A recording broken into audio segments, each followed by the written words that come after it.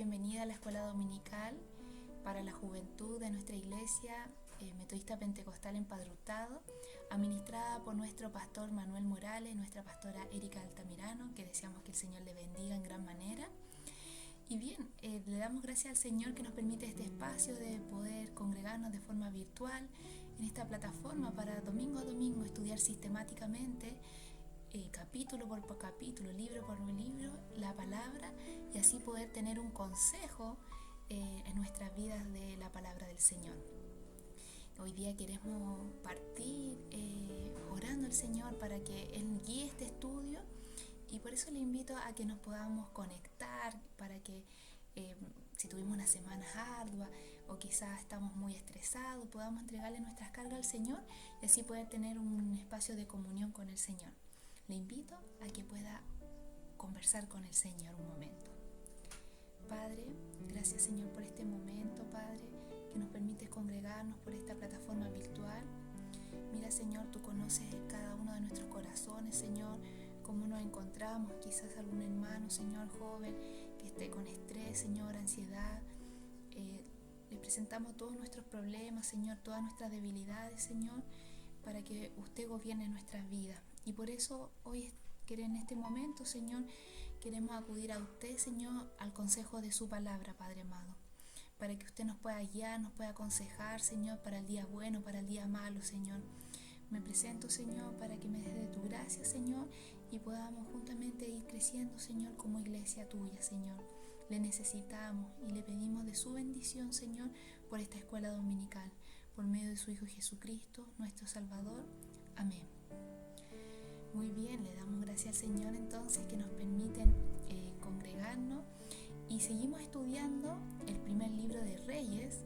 Esta vez es el capítulo 20. La semana pasada tuvimos un devocional especial y la semana antes pasada pudimos estudiar la vida del rey Acab con Elías, el profeta Elías, cómo tuvo que pasar por el desierto frente a las acechanzas que le hizo el rey Acab y su malvada esposa. Así que hoy el contexto que vamos a estudiar, como le mencionaba, es el libro de Primera de Reyes, capítulo 20, y en este capítulo vamos a estudiar la guerra de Acab contra Siria. Así que si usted tiene su Biblia, puede abrirla en el primer capítulo de los libros de los Reyes, capítulo 20. El primer libro de Reyes, capítulo 20, nos concentraremos el día de hoy. Y aquí podemos ver el fondo histórico con el cual nos encontramos. Lo primero de este capítulo que podemos ver es que se va a enfrentar el pueblo de Israel, es decir, el reino del norte, con Siria. El rey del pueblo de Israel era el octavo rey ya que llevaba el pueblo de Israel. Recordar que después de la ruptura y la división empezaron a surgir muchos reyes en el reino del norte, y estos reyes no se destacaban por hacer lo bueno ante el ojo del Señor. Y como vimos en la última clase, el rey Acab era uno de los últimos reyes que estábamos estudiando, lo cual fue uno de los reyes más malvados. Desanimó mucho al profeta Elías, ungido de Dios, y fue por consecuencia de poder irse a la idolatría de otros dioses, los dioses de Baal, ¿cierto? Seguido por la inclinación y el consejo de su esposa. Y tenemos que el rey de Siria, denominado Ben-Hadad. Así que hay un conflicto en este caso entre el reino de Israel, que era el reino del norte, y los de Siria. Ese es el fondo, el contexto histórico de esta lección. Y el bosquejo de estudio lo vamos a dividir en tres partes. La primera parte, donde el rey de los sirios, de Siria, ataca, en este caso con todo su reinado, a Samaria, al reino del norte de Israel. El segundo tema que vamos a abordar es que Acab, el rey de Israel, derrota 2 veces a los sirios, es decir, a Ben-Hadad, a este rey. Y el tercer tema que vamos a abordar es que acá finalmente el rey de Israel hace alianzas con este reino de Ben-Hadad. Entonces, partamos por el primer tema. Recordar que estamos en Primera de Reyes, capítulo 20, y parte este versículo diciendo que los sirios, con todo su ejército majestuoso que se destacaban por grandes guerreros, grandes carros, sitiaron a Samaria, una ciudad principal dentro del reino del norte del pueblo de Israel. Y no solamente lo sitiaron, sino que el rey Ben-Hadad manda mensajeros al rey Acab y le manda a decir: mira, tu plata, tu oro van a ser míos, tus mujeres, tu hijo van a ser míos. Así que Acab se encuentra con esta sorpresa. Recordad que Acab no tenía una relación con el Señor, por el contrario, por seguir los pasos de su esposa Jezabel, hizo que Elías, el profeta de Dios, huyera. Así que no tenía el amparo de Dios, no tenía una relación con el Señor, por lo tanto no podía acudir a su refugio. Así que no le quedó en primera instancia decir ok, y le dijo al rey Ben-Hadad, todo va a ser tuyo. Así que Ben-Hadad no solamente quiso ir por Samaria, por la plata, por el oro, por los hijos del rey, sino que después le manda un segundo mensaje y le dice que va a ir a la casa del rey a saquearle todas las cosas hermosas que tiene y a las casas de los siervos. Así que ahí sí que el rey Acab se sintió un poco acongojado, así que fue a consultarle a los ancianos, que eran los consejeros habituales de este entonces frente a las guerras, frente a cualquier conflicto, poder acudir. Recordemos que todos los reyes podían acudir a estos consejeros, los ancianos.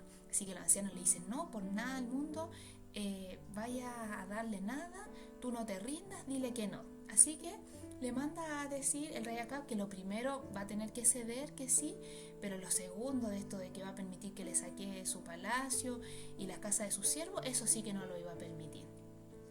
Así que Ben-Hadad, con una actitud de soberbia, le jura ante sus dioses que va a dar la victoria. Y bueno, Acab le dice que no hay que cantar la victoria mientras no haya la guerra. Así parte la primera parte de este estudio de Primera Reyes capítulo 20. Luego nos encontramos con el segundo tema, que es Acab, el rey de Israel, derrota 2 veces a Ben-Hadad. Resulta que en este contexto en donde Ben-Hadad le dice: yo te voy a ganar, y porque además miraba de forma inferior al pueblo, al ejército del pueblo de Israel, se aparece un profeta sin nombre frente al rey Acab, el rey de Israel, y le dice que tiene que estar tranquilo porque Dios va a dar la victoria para que él y el pueblo de Israel conozcan quién es Jehová. No debemos olvidar que el rey Acab, por inclinación de su esposa y toda la idolatría que trajo esa malvada mujer, que fue una de las mujeres más malas que señala la Biblia, el pueblo de Israel estaba en idolatría nuevamente ante otros dioses, siguiendo otros dioses paganos. Así que finalmente Dios manda este respaldo, no por respaldar el reinado de Acab, sino para darse a conocer sobre su omnipotencia frente a los sirios. Así que Ben-Hadad no se preocupa de la defensa de Israel, porque en este caso mandan mensajeros acá para decir que ellos lo iban a contraatacar, que iban a atacar, pero Ben-Hadad estaba bebiendo, dice que se estaba emborrachando, y le dice: bueno, si ellos nos vienen a atacar, dile que, o sea, tómalo, si están vivos, vienen en son de paz, tómalos vivos, y si no, si vienen a contraatacarnos, llévatelos tú y atácalos, le dice a su ejército, pero siempre mirándolo en menos. La verdad es que el profeta no solamente le dice que van a ganar la victoria, sino que le dice la forma en que lo tiene que hacer, que es cuando están un poco desapercibidos los sirios, es cuando le dice que el pueblo de Israel debe atacar ahí al mediodía. Así que en esta ocasión el pueblo de Israel, con el reinado, con el liderazgo de Acab, ganan la primera victoria. Así que este menosprecio del rey de Ben-Hadad lo hizo preocuparse, y la guerra eran en tiempo de primavera, por lo tanto aquí ganaron el pueblo de Israel la guerra y tuvieron que esperar un año más para poder volver a enfrentarse. Así que esta vez Ben-Hadad se preparó bastante durante un año para contraatacar al pueblo de Israel, y sacaron una conclusión de que de seguro que le dice Dios de Israel era un solo Dios de montaña. De seguro que si lo atacamos en la llanura, ellos sus dioses de Israel no lo van a ayudar. Así que se le ocurrió de ir a atacarlos por la llanura, porque imaginaba que los dioses de Israel no lo iban a acompañar, ya que se destacaba que el pueblo de Israel no contaba con carros y eran más expertos en las montañas. Así que hicieron este ataque los sirios al año siguiente, y se veían dos ejércitos: el ejército del pueblo de Israel como un pequeño rebaño, dice, se veía, versus el de los sirios, que tapaba toda la llanura. Humanamente, Acab era para que el rey Acab pudiera temblar. Sin embargo, nuevamente se le aparece el profeta para decirle que Dios iba a dar la victoria al pueblo de Israel, para que los sirios conocieran que el Dios de Israel no son unos dioses de la montaña, sino que es Jehová de los ejércitos. Y es así como por segunda vez derrota el pueblo de Israel a los sirios con su liderazgo de Ben-Hadad. Tuvo que escapar Ben-Hadad porque durante 7 días que se iban a enfrentar, en el 7º día más de 100.000 hombres fueron muertos, así que era para que Ben-Hadad escapara junto a los que quedaron vivos. Y así como llegamos al tercer tema de esta lección, y es que Acab hace alianza con Ben-Hadad. Recordar en este caso que el profeta que sale sin nombre le envía las señales a Acab para decirle que le va a dar la victoria contra los sirios, porque los sirios eran uno de los principales enemigos que rondeaba al pueblo de Israel. Y en este caso le dice que le va a dar la victoria para que conozcan quién es Jehová. Nunca le da la orden que tiene que hacer una alianza, un tratado de paz, considerar el contexto, que no estamos en el siglo XXI en ese tiempo, sino que las victorias eran ganadas por medio de los ejércitos, por medio de sus dioses, y el pueblo de Israel se destacaba por ganar todas las batallas porque Dios estaba con ellos. Por lo tanto, Acab en este entonces no le quedaba otra más que haber reconocido que solamente con Jehová de los ejércitos podía tener esta victoria. Sin embargo, aún así, con estas dos victorias, Acab no reconoce que es por medio de Jehová. Él sigue avanzando simplemente, y cuando el rey de los sirios, que en este caso el rey Ben-Hadad, se ve afligido porque fue contraatacado y casi todo su ejército fue muerto, se le ocurrió nuevamente volver donde Acab, que era un hombre orgulloso, vanidoso, para pedirles misericordia. Así que todos los sirios se vistieron de cilicio y una soga del cuello. Aquí vemos una vestimenta de cilicio, que era una señal de luto, una señal cuando había una gran tragedia de la naturaleza, o cuando estaban de luto por la muerte de alguien importante. Siempre en ese contexto se vestían de cilicio, y una señal de una soga en el cuello como señal también de luto, de arrepentimiento. Así que fueron con este mensaje donde el rey Acab, y el rey Acab dice: bueno, la verdad es que Ben-Hadad es mi hermano. Así que trata de hacer esta alianza y efectivamente le acepta el perdón, y en este caso Acab desobedece a Dios. Porque no solamente le acepta el perdón, sino que le manda un caballo y hace un pacto de paz, donde el rey Ben-Hadad le dice: ¿sabes qué? Te voy a pasar parte de las ciudades, parte del comercio. Recordemos que Siria era una de las principales ciudades donde pasaba muchas personas por el tema del comercio. Por lo tanto, era bien atractivo en la parte de comercio y militar. Así que el rey Acab tenía en dudas que era un privilegio poder hacer un pacto con el rey Ben-Hadad y no obedeció a la voz de Dios por medio del profeta, sino que prefirió hacer las cosas como siempre la ha hecho a su gusto. El rey Acab se caracterizó, por lo tanto, que en el momento de aflicción simplemente fue a pedir el consejo de los ancianos y obedeció al profeta porque no le quedó otra, pero no lo obedeció con el fin de poder seguir la voluntad de Dios, no lo siguió con una intención de arrepentimiento y humillación ante Dios, sino porque estaba muy afligido al ver a todos los sirios, y los sirios era una gran nación en ese entonces, por lo tanto no le quedó otra que seguir las indicaciones del profeta.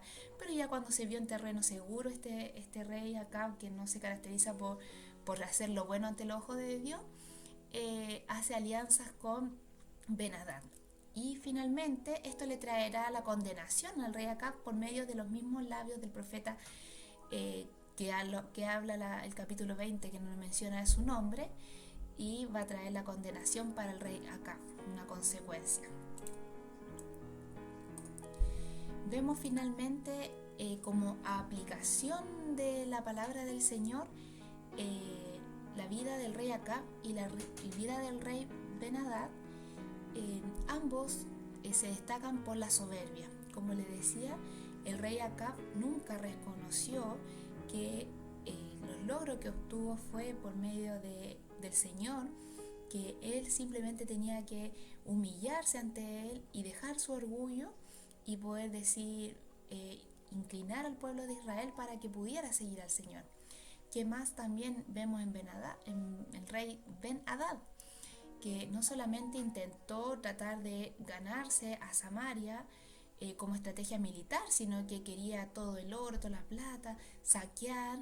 Y eso es lo que pasa con la ambición. Muchas veces nos lleva a querer y desear más, y si lo llevamos a los tiempos actuales, la soberbia nos lleva a esta ambición de poder querer más y más. Además, la soberbia impide poder ver los problemas o las dificultades.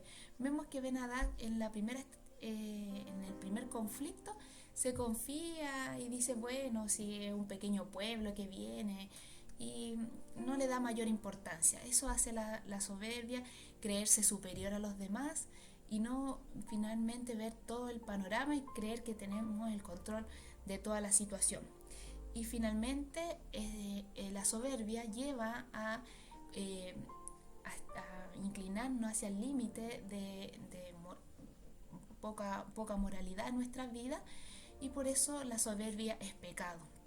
Si lo llevamos en la vida actual, podemos ver que la soberbia puede estar inclinada en nuestro corazón de creernos superiores a los demás, de creer tener la razón por los demás, sentirnos confiados y no confiados porque Dios guía nuestra vida, sino que sentirnos confiados por nuestras capacidades, por los recursos que tenemos, por nuestra vida que llevamos, y por lo tanto esto va a traer consecuencias. Como les decía, no nos lleva hacia la ambición, la soberbia nos lleva hacia el orgullo, a menospreciar a los demás, también nos lleva a no ver los problemas porque nos creemos superior a esto.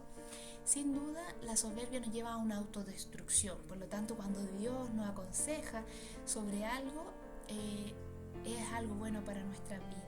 La soberbia la señala la palabra del Señor que es pecado, y por eso hoy en día el consejo de la palabra es que podamos reconocer si en nuestra vida tenemos soberbia, y de esta forma poder humillarnos ante el Señor y pedirle perdón para que Él guíe nuestra vida, que en nuestra vida haya el fruto del Espíritu, que en este caso la humildad, por ejemplo, paciencia, benignidad, bondad, que nos llene del fruto de su Espíritu, y que estos frutos de la carne como la soberbia se vayan de nuestras vidas. Así que es así como la aplicación de la palabra del Señor nos habla por medio de dos reyes. Aquí le mostramos, para los que son más visuales, el rey Acab y el rey Ben-Hadad, que se caracterizaron por ser reyes soberbios.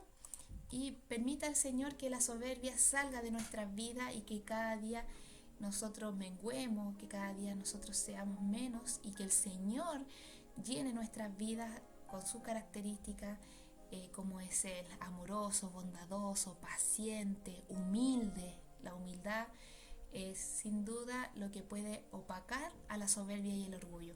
Así que le invito a que oremos al Señor para que nos hagamos una introspección en nuestras vidas y de esta forma le pidamos al Señor que nos llene de su presencia, y si hay algo que no hemos tenido en nuestras vidas, como poder pasar, llevar a los demás, pidámosle perdón para que Él llene nuestras vidas y nos guíe. Le invito a que oremos al Señor. Padre amado, le damos gracias, Señor, por este momento, Señor, que pudimos estudiar el consejo de su palabra. Mira, Señor, por medio de un contexto histórico, Señor, que pasó hace muchos años atrás, tú hoy llevas esta palabra al contexto actual, Señor, para hablarnos de un tema principal que es la soberbia, Señor. Y cómo, Señor, no reconocer, Señor, que nuestro logro y que todo proviene de usted, Señor, y que nada somos, Señor, sin usted, Señor. Te pedimos perdón porque muchas veces hemos pecado en esta área, Señor, creyéndonos superiores, Señor, creyéndonos autosuficientes, Señor. Y cuántas veces, Señor, hemos dejado de quizás pedirle su consejo y lo hemos dejado a un lado, Señor, creyendo que todo lo alcanzamos por nuestras capacidades. Le pedimos perdón, Señor, y le pedimos que nos ayude. Por favor, inspeccione nuestros corazones. Si hay algo de soberbia, quítalo en nuestro corazón. Danos humildad, Señor, para poder, Señor, seguir avanzando, Señor. Humildad para estar con nuestras familias, con el prójimo, para que Él nos necesite, Señor. Y por favor, avísanos, Señor, si en algún momento nos estamos desviando con este pecado de la soberbia. Estamos atentos a escucharle y le damos gracias, Señor, porque usted nos advierte antes, durante y después de tiempo. Le pedimos, Señor, que esta palabra quede arraigada en nuestro corazón, en nuestras vidas, Señor, que quede como una campana, Señor, cuando en este momento queramos inclinarnos hacia el orgullo, hacia la soberbia. Tú nos ayudas a comprender que este camino no nos hace bien. Ayúdanos, por favor, porque le necesitamos. Le pedimos y le rogamos de su bendición por medio de su Hijo Jesucristo, nuestro Salvador. Amén. Muy bien, le agradecemos por habernos sintonizado por medio de esta plataforma de Facebook, también de YouTube, y le invitamos a todos los jóvenes entre 18 y 30 años a conectarse de forma online sobre este mismo capítulo. Vamos a reflexionar y de esta forma poder tener un espacio en vivo de conversación en torno a la palabra del Señor. Deseamos que el Señor bendiga a todos y nos vemos el próximo domingo.